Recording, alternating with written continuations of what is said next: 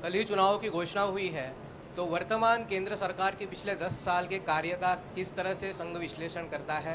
संतोष है उससे नहीं? और दूसरी चीज़ कि जो जून में नई सरकार केंद्र की आएगी, उससे लेकर यूनिफॉर्म सिविल कोड को लेकर संघ की क्या अपेक्षाएं हैं? यूनिफॉर्म सिविल कोड के बारे में पहले भी हमने कहा है। अभी उत्तराखंड में उसके तैयारी किए हैं, उसके बारे में देश के अंदर उसके अनुभव को लेकर होगा। यूनिफॉर्म सिविल कोड, इसके स्वागत तो संघ ने किया ही है, पहले भी हमने कहा है। इसके बारे में हमने अखिल भारतीय कार्यकारी मंडल में प्रस्ताव भी पारित किए थे कई वर्ष पहले, तो इसलिए वो तो है ही, उसका स्वागत किया है।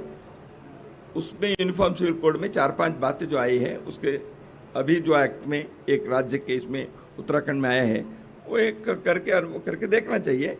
धीरे धीरे पूरे देश में होना चाहिए, ये हमारा आग्रह है।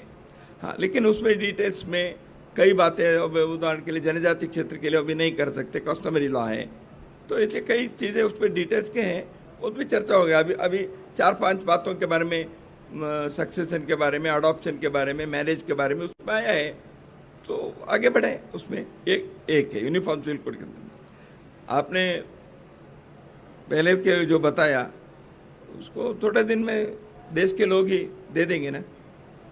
10 वर्ष में लोगों ने क्या किया है? संघ तो तय देश के मान बढ़ा है, देश के अंदर प्रगति हुई है और सबका अनुभव है, ये केवल मेरा नहीं है। दुनिया के 2500 देश के बड़े बड़े अर्थवेत्ता लोगों ने the current century is Bharat century ऐसे कहने वाले।